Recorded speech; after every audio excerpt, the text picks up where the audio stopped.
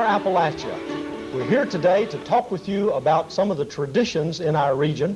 We're going to talk about Appalachian Kentucky, but today we're going to talk about a much broader area. We're going to talk about many of the mountain counties in the southern mountain region, because our topic is mountain speech and oral traditions in the Appalachian South.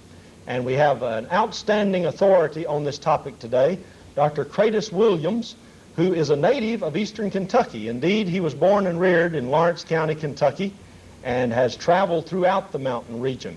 He spent much of his life in a career at Appalachian State University in Boone, North Carolina, where he was Dean of Graduate Studies and a Vice Chancellor, and did much of his research and much of his teaching in Appalachian Studies there. But before that, Dr. Williams, you did your undergraduate work at Cumberland College and the University of Kentucky, and I understand finished a master's at the University of Kentucky, and then eventually went all the way to New York to get your doctorate from New York University. So you've seen the Appalachian region from inside and from outside looking in. I guess that gives you a double perspective. Yes.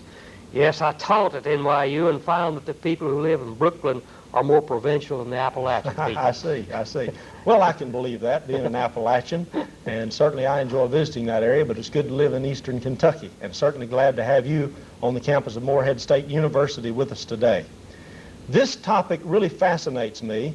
You hear over and over again that if you want to find some old English, and people often say Elizabethan English, I'm going to have you pick at that term, that you need to go to eastern Kentucky, find some older gentlemen or ladies who have lived in a rather isolated area of the mountains for some time, and you'll get as close as is possible nowadays to English as it was spoken many decades and maybe even centuries ago in the British Isles.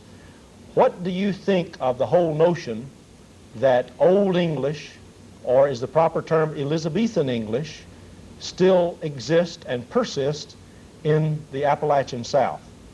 I'm always a little bit disturbed when people want to identify our traditional English, dialect, Appalachian speech as Elizabethan. It's older than Elizabethan. I see. Elizabethan would fairly well identify what is spoken by rural people along the coast of North Carolina, let's say, or the eastern shore of Virginia even. But our English, that's spoken, the stereotypical or prototypical English spoken by the old-timers left in Appalachia, is somewhere between Chaucer and Shakespeare. It's 100 years older than Elizabeth or Shakespeare. I see. So if anything, in describing the traditional English of the southern mountains as Elizabethan is not putting it far enough back. That's correct. Right. Yes. Well, another thing that fascinates me is the distinction between southern mountain English or accent and what I would call the deep South accent. Now, a lot of outlanders, certainly your friends from New York City, would generalize about southern speech. They would talk about a southern accent or persons who talk like southerners. It is obvious to me that there are great differences between southern mountain speech and the speech of the deep South. Could you give us some examples? I'm particularly reminded of the very hard R endings in the mountains and the softer R that almost turns to an A, as in mother or father or fire, that exist in the deep South. Yes. What are the differences and why do such differences exist? Well, you put your finger on one of them. Appalachian speech is indeed an R-oriented speech. We rarely let an opportunity pass to say an R, and we love the R so well that we will insert it in words in which R does not normally appear. We will say ort, wash, and Washington, and water, daughter, and thar, and hyar. Breakfast, Right. woman, and the like. Right. But that simply indicates that we're very fond of the R sound, and it's always hard. Never trail, though, or a roll, but a good, strong R. And that's owing to the fact that our ancestors were from the northern English dialect region, Right. which is along the border of southern Scotland, where these R's persist even today. And the ancestors of the people who represent Deep South speech came from elsewhere in the British Isles, where the R was vowelized, as you indicated in what you had to say. Now, that's the first difference. Another difference is that we have also our own way of handling vowels and diphthongs before R because of the traditional fashion in which we articulate. Our speech is confined to the middle of the mouth, and the R lies on the hard palate just behind the teeth. And on the middle of the tongue, back away, lies the schwa, the little sound that teachers and preachers and the like will say when they can't think of what they want to say next. That is the most often used vowel sound, the schwa, lying on the middle of the tongue. And Appalachian people try to pull all vowels toward that schwa, all diphthongs toward that schwa, and if there's an R there, which is coming up, they try to pull it through the saying of the R, so that the R sets up an entirely new system of vowels and diphthongs in Appalachian speech that only we have. Only we say bayet, which two syllables for B-A-T. It becomes a diphthong. Two vowel sounds are bayet and hiet. Only we do that. We even do that for the stressed form of that same sound when we say cup. You see? Right. We have a stressed sound, same sound. We have unstressed, same sound. And we get both of them together, and we get that peculiar diphthong, cup. Well, where would the soft R come from back in the old country? It's, I think, probably around London and in the sheer south of London, and probably north of London up to, Nottingham maybe. But along the border, no, it's not up there. Well, it has always amazed me that you take a person, say, like Jimmy Carter, and to me, many of his word endings, the soft R, are reminiscent of a Bostonian accent of all things. Yes. Rather than someone, say, from the mountains of North Georgia. And yet, a lot of individuals who aren't that discriminating among Southern accents suggest that all Southerners speak alike. And I'm glad you've pointed out that there are indeed differences. Now, there is, I guess, a characteristic drawl or pace of speech that covers much of Southern speech. Well, there's a certain softness in Appalachian speech, even though we do have the strong R's. We do not nasalize, for example, in the fashion of the Midwesterners. And the result is that it's difficult for a person who is not specifically attuned to Appalachian speech, that is cultured Appalachian speech, the Appalachian speech used by educated Appalachian folk. It's difficult for outsiders to identify us as to our speech sources. When I was, for example, in New York City, teaching up there and working for my doctorate degree, people thought I was a Midwesterner, but they always thought it was a question mark. They couldn't really they knew put I their was finger not on it. Southern. And of course, that's correct. Away from kind of the accent or the style of speech, I'm fascinated by certain mountain words. I wonder why they exist here and not in other parts of the country. I wonder if they are vestiges of this old English you speak of, or terms that we thunk up on our own, if you will. It also, I guess, is good to mention certain pronunciations other than the R sounds, like instead of coil, older folks say cowled or kyle. Instead of boil, they say bile. Instead of queer, they say choir. Where did they get the I sound in the place of? Well, that old I sound was a long I during the 18th century. Alexander Pope has words like boil rhyme with words that end in "ile." So we know that he pronounced the word bile. I see. The only way he could make it rhyme. And George Washington said that, as did Daniel Boone. That was correct English in the 18th century, generally. And, of course, our ancestors picked up enough of current English to get that in their speech and since we were more or less isolated in Appalachia, and since we lost our educational status following the Civil War and reverted to folk speech, we retained that. So a snake coils in Appalachia, and a woman has her hair coiled. Right. And there I used a sound that is only Appalachian. Har, bar, far. Only Appalachian people say that sound. Right. Let's take some words that stand out in my mind, and I don't know if they are distinct pronunciations of common words or they're actually different words. For example, a common idiomatic expression when I was a kid, if someone was really lousy, I mean sorry, you'd say they were sorrier than Conn. Yes. Okay, and you'd put a good Y in there. Yes. But I assume, having looked at the dictionary for Conn and not finding it, that the folks were talking about carrion.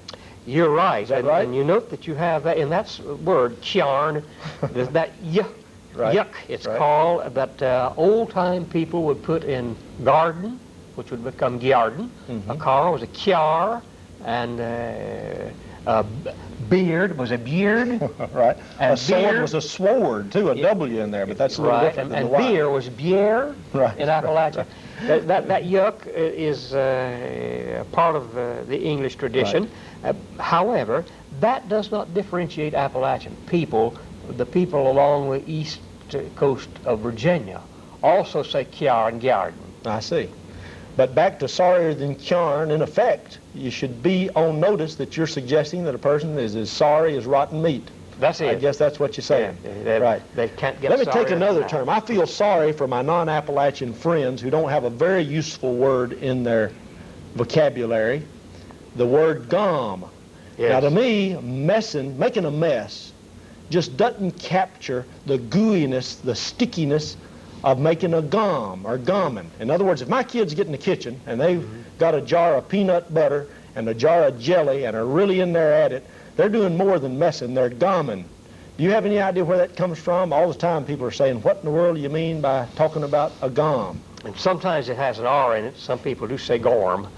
That goes back to Middle English. I see. And it meant then about what it means now. Right. And my father would say that people were mommicking up stuff and leaving a gom. Right. Mommicking means messing up, and gomming is the mess that results when you mommick. Exactly. Right. Exactly. What are some other words that stand out in your mind? Well, we have a whole series of past tense words in Appalachia that are colorful, strong past tense. We still use the Chaucerian hope. Right. For help. For helped. Right. And we say clum and clim and clome, all for climbed. And heard instead of heard. That's right. But please note there that instead of using a preterite, a strong past tense, we have weakened the past tense. H-E-A-R, and we have added ed. Whereas the correct form in English is still the strong heard. Our Appalachian people will say heard, as we also say such things as teached for taught, and taken for took, and the like. But now what you're suggesting is, rather than being inferior English since time immemorial, and instead of being a mark of ignorance, a lot of these pronunciations are the persistence, are the vestiges of English that was proper at a point in the past. Exactly. And for that reason, much of the old English that's spoken in the area is misunderstood. It's as if the English has always been inferior in the region, and you're saying that's not necessarily true. Exactly. We continue to syllabicate certain plural forms, postas, ghostas, and the like. And of course that was done generally in Middle English times. Let me hit a real interesting one. I know most English teachers, if you use the word ain't, it drives them up a tree. In fact, I understand there's a big brouhaha now because a commercial establishment has an ad campaign that says, ain't no reason to go anyplace else. And all the English teachers are saying how horrible you're teaching our kids to say ain't.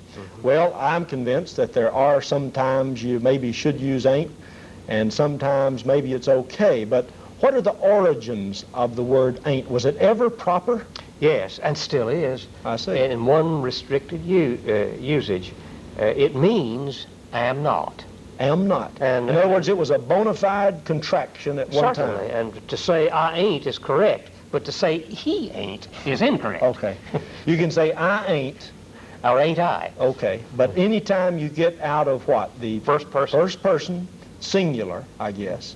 Not in the case. Then it would be incorrect grammatically speaking. Yes. And in any event, I guess it's considered archaic by most English teachers at this point in time. Well, some of the English teachers want to be purists, and you will hear them saying, am I not? Right, right. And it sounds so artificial and stilted. Right. So you say that as long as you're using the first person singular, ain't is proper to this day. It's as proper as isn't. I see, right. Well, I'll use ain't when I'm using it correctly.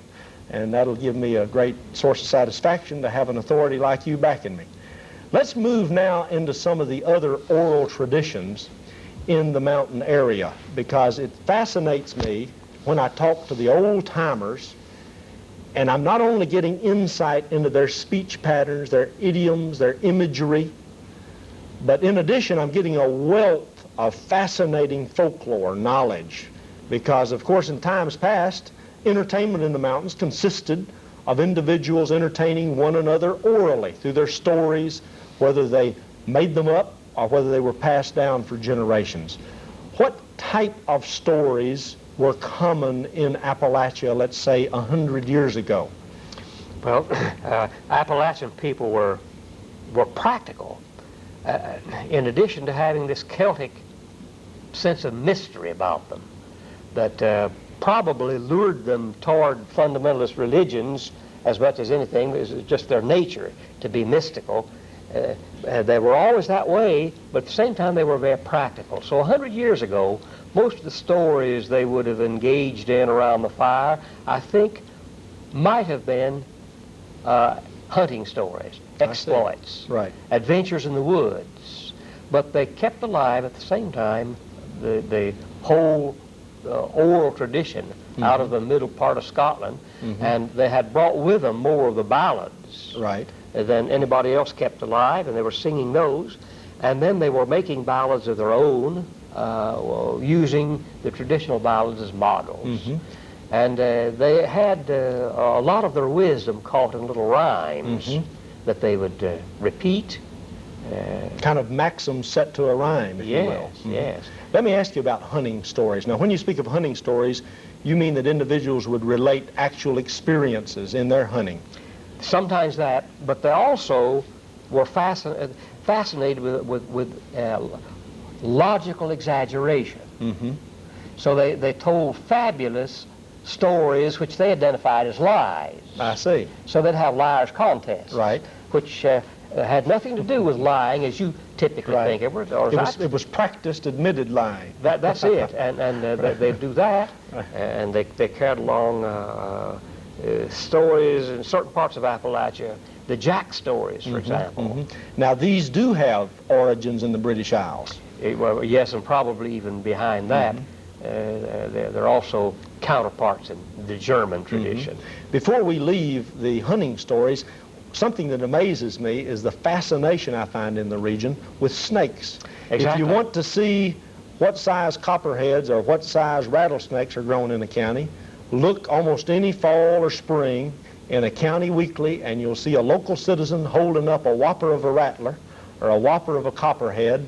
I have often thought it would be really interesting to just compile all these clippings, maybe for a herpetologist, maybe just because of the fascination with snakes. I'm sure you've heard many snake tales. Yes, yes. My grandfather and father used to sit and tell snake stories that just would chill us. Right. The stories of the glass snake that would fall apart and disappear to the grass in one place or another until we got out of sight and then reassemble itself.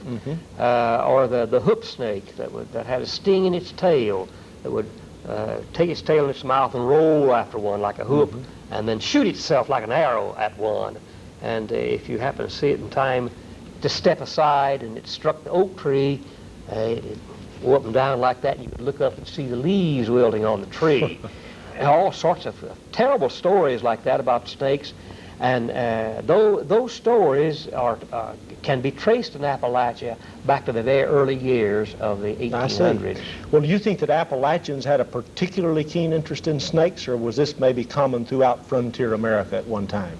I think throughout frontier America. As a matter of fact, I think this fascination with snakes, the fear of snakes, maybe belongs to all societies at certain stages. Well, I was going to ask if you thought it had any relationship to the biblical accounts of the serpent. I think they're parallel, right. Yes, but it is probably broader than that, and is even found in other cultures, just because of the ominous nature of the snake. Yes. Let's talk about jacktails briefly. I think all of our viewers have heard of Jack and the Beanstalk. Yes, that's the best known jacktail. I don't think most people realize that Jack and the Beanstalk had a good publisher. It was popularized and is known throughout the nation and maybe throughout the world. But tell us about jacktails. How does Jack and the Beanstalk fit into this larger body of jacktails, and from whence come jacktails? Well, to understand that well, you need first of all to know who Jack is. Jack is a kind of a model of the average American boy who, if he can find some other way of getting the job done, would rather do that than to do it physically.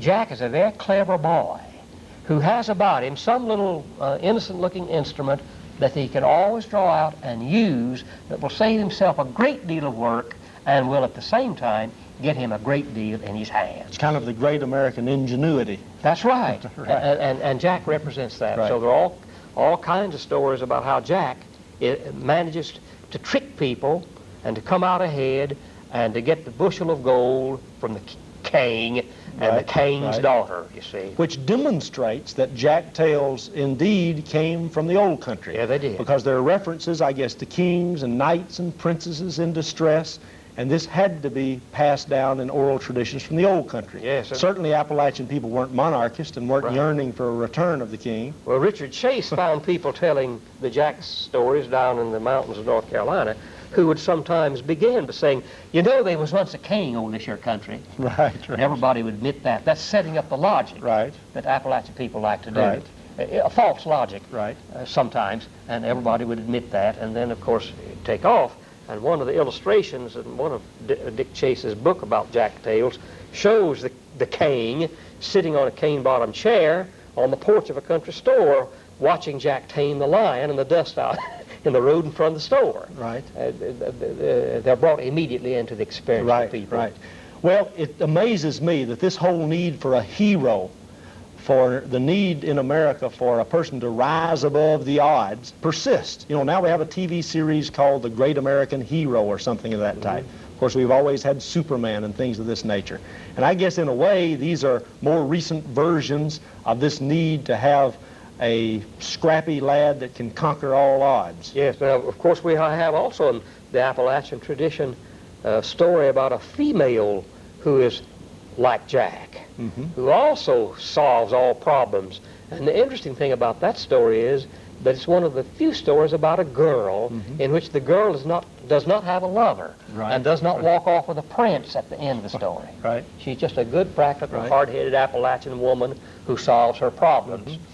Well, let's talk about ghost stories. I guess a story that I heard over and over when I was a kid, you know, has the line at the end, I want my big toe. And I've had many a goosebump over the fella, the haint, if you will, looking for his big toe. Right. Tell us about ghost stories. Were they pretty much limited to regions, and by that I'm talking about communities, or were there ghost stories that were brought over from the old country and persisted throughout broader areas? They have parallels in the old country, almost all of them, though it's customary in Appalachia for these stories, as well as the ballads, to be localized.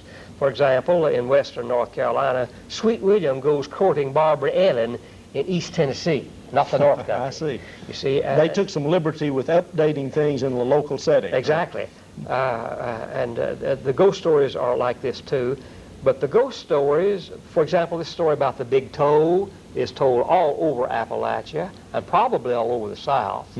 Also, the story about the haunted house in which people tried to stay. The man who owned it offered to give it to anyone who could stay there for the night. We all know this story. He goes with his Bible finally. He builds himself a fire and sits down, and he hears the clonk, clonk, clonk on the stairs, and somebody walks in holding his head in his hand. Right.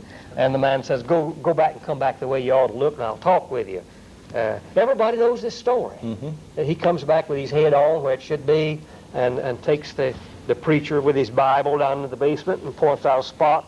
Dig there tomorrow, he says, and you'll find the money that I was murdered for that the murderer didn't find.